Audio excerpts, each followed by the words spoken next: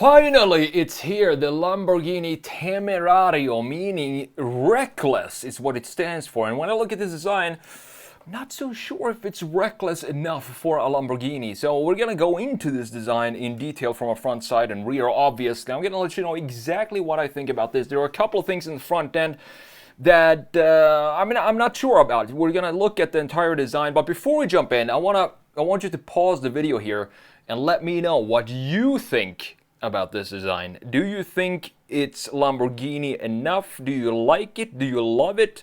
Do you dislike it? Or do you even hate this design? Hate is such a strong word, but maybe some of you do. But before we go into Photoshop here, let's have a look at this article from Car and Driver, because the spec for this 2025 Temerario is absolutely insane. You have 907 horsepower to 2025 Lamborghini Temerario ditches V10 for V8 hybrid. I'm totally fine with that, because just wait a second here. Fewer cylinder, but mates 3 electric motors to the twin turbocharged 4-liter engine. It's gonna add some weight, obviously, when you have the electric motors on there, so you need this power if you still want it to be a proper, Lamborghini. So the total output is 907 horsepower and 538 pound-feet of torque. They can't be sent to all 4 wheels, so it is an all-wheel drive. A more usable cabin with extra space and 3 large screens. There is a lot to go through here before jumping into Photoshop, but we need to talk about the spec and tech here as well. So along with the modernized hybrid power plant, the Temerario sports a fresh design with a focus on aerodynamics and daily use. Entire lineup is now hybridized for Lamborghini. On its own, the V8 delivers 789 horsepower between 9,000 RPM up to 9,750 and pumps out 538 pound-feet of torque between 4,000 to 7,000 RPM.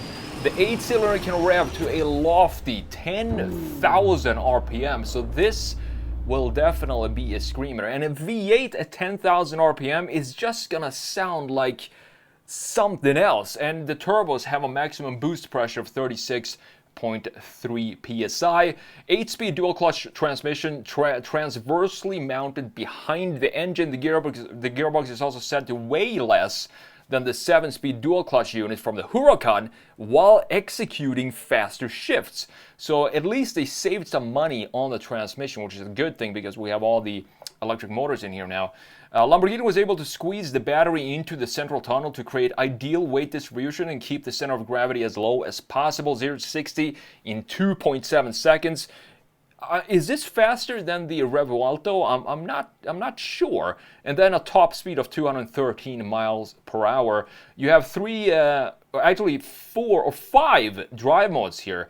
You have Città, Strada, Sport, Corsa, and Corsa Plus. The Temerario undeniably looks like a Lamborghini. I totally agree with that. I made a video a while back talking about how this is proper design, Lamborghini design DNA here on the channel.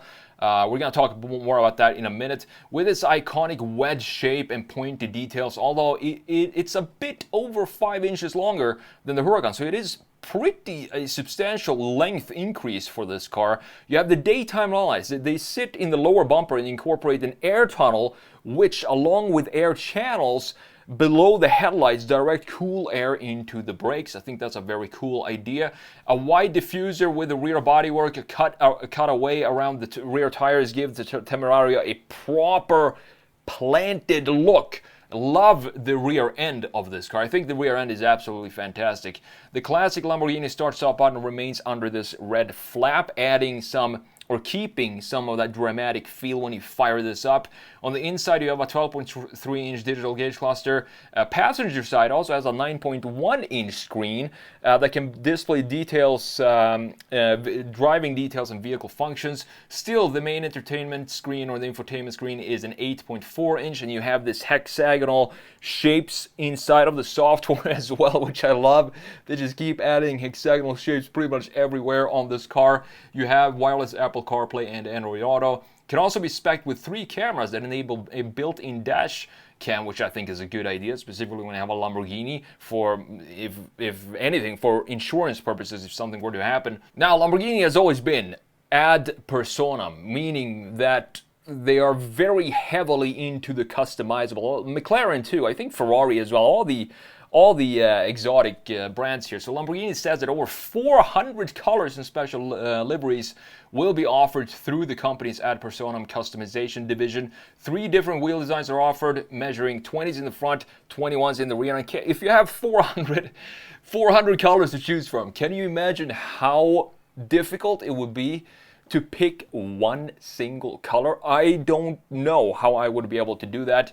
Lamborghini hasn't announced any pricing details yet and hasn't said when sales of the Temerario will begin, but you can expect the 2025 Temerario to start at around $290,000 and go on sale early 2025. So with that said, guys, let's jump in. Let's check out this design here. Now, looking when I seen like I don't know how many spy photos of this car, and one thing that I was a little bit worried about was the daytime run light right here, because this felt like a thick piece of LED that just didn't feel like it suited the overall. It just felt out of place. But now when I see the finished product here, I actually think this looks really good, because this is the hexagon that Lamborghini builds their entire graphic design from, being hammered in as an LED, a single piece down here. You can see that the housing around it also has this hexagonal shape to it. So we have hexagons going everywhere on this car. We also have, I'm going to look more on that in a top view, but we do have the DNA here with these lines on the hood going from thin up top down to more, broader down here in the bottom. So they go pretty much reverse of what you're used to seeing, but we still have those classic lines here that you see on a lot of different cars.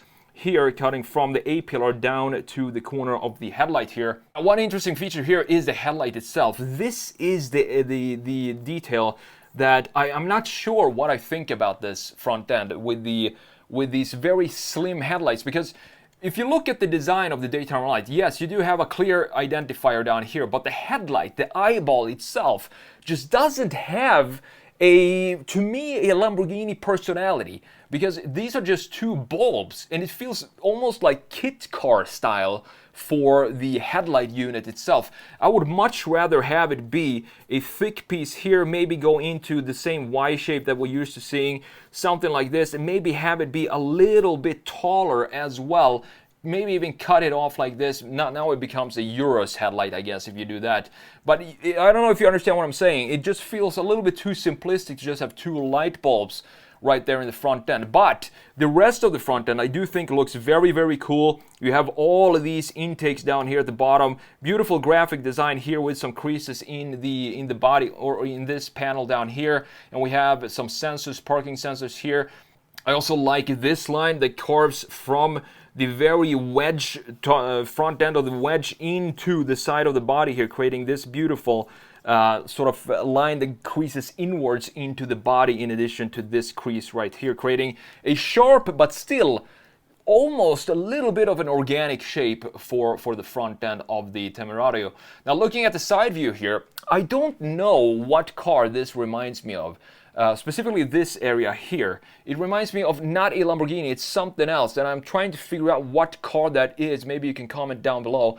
Maybe it's a Lotus Esprit, the turbo old Esprit. I'm not sure if that's the car I'm thinking of, but the Lamborghini DNA is still intact here, because Lamborghini has this design where you have a starting point here, and then you have pretty much one single curvature going all the way into the back here. I like that we have this section here, the tail section, just making it a nice upswing here, sending the design off in a very, very nice way. And honestly, these graphics, they look a little tame to me, but I think that's a good idea, because if you think about Lamborghini as a brand, pre-Countach, Lamborghini was more a subtle, elegant, maybe even graceful design when it comes to the styling. And then Countach came out and changed everything about the brand. It became a lot sharper, a lot more chiseled design. And this feels like we still have the chiseledness in this design, but it still feels a little bit dialed down. And I think that's a good idea, because it creates a more timeless looking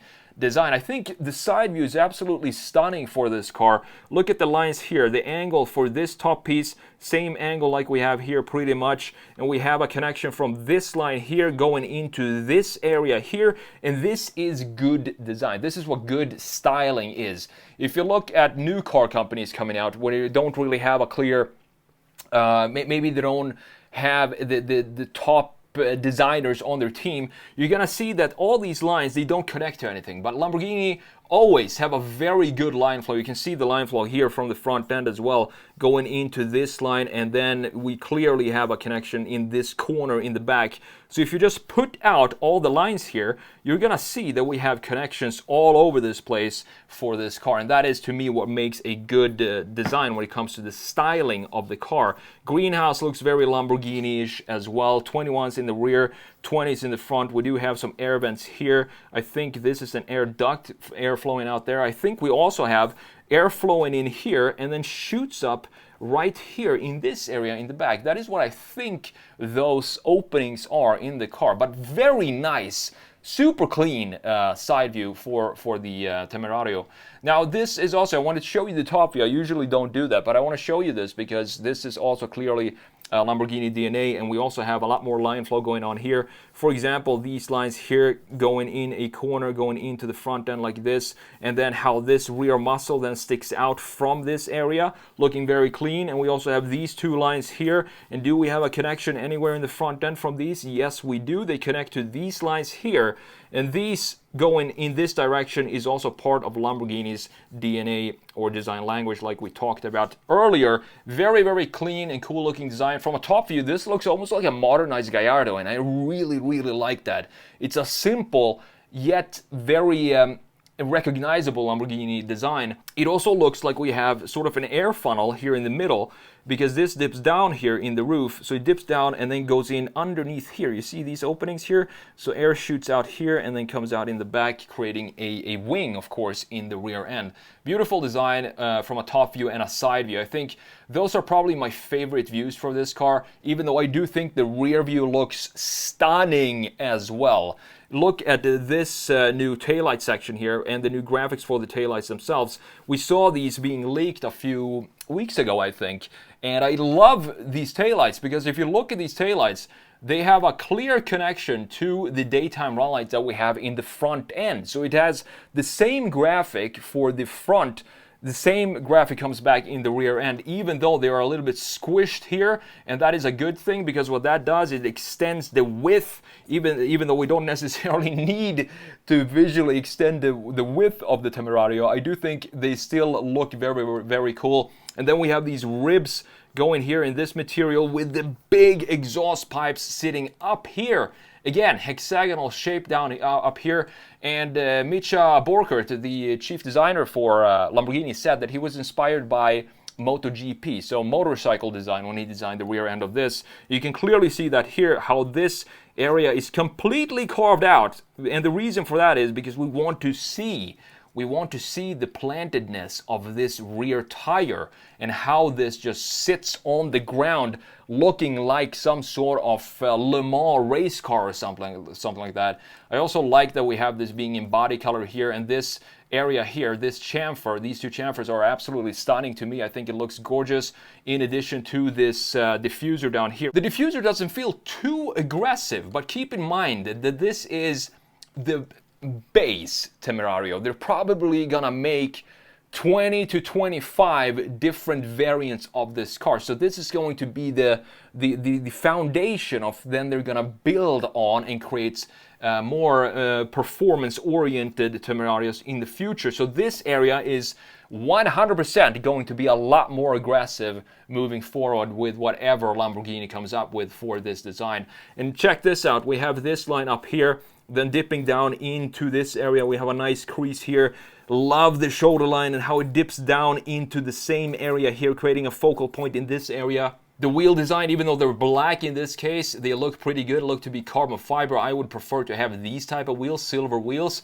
I think they look better on this car. Now, last but not least, the interior here. We do have a lot of screens. You can see that this has clearly been, it has a clear connection to what's going on in the Revuelto with this piece up here. Now you also have a passenger. I do believe this was a 9-inch screen and an 8 or something screen for the infotainment screen. You can see all the graphics in here, hexagonal shapes coming back. This gauge cluster looks pretty funky to me. It looks like sort of a pad that they stuck onto the right behind the steering wheel, but it still has a housing to it, and you can see the styling for the framing for this gauge cluster, and that's all I'm asking for. If you're gonna have a screen behind the steering wheel, just make it feel like it looks to be a proper integration in the overall interior. And I do think Lamborghini did a great job with that. Thankfully, they kept this awesome start sequence button down here. You have the gear selector here, probably some drive mode selection there as well. Steering wheel looks super tight as well, flat bottom steering wheel. Beautifully done by Lamborghini, and I think this is going to be one of these cars that I have to see in person to really appreciate all the small little subtle detail of how the air flows over this body. I think that is going to be the main thing I would look for and try to figure out when I look at this car. But for for the starting point for a new Lamborghini Huracan successor, I do think this is very, very cool, even though I would like to change the design of the headlights. That is the biggest issue for me when it comes to this design, just to have a little bit more personality, a little bit more Lamborghini style in the headlight design. But other than that, I think it's a good idea to dial the craziness back a little bit and create this stunning design that is the new Lamborghini Temerario.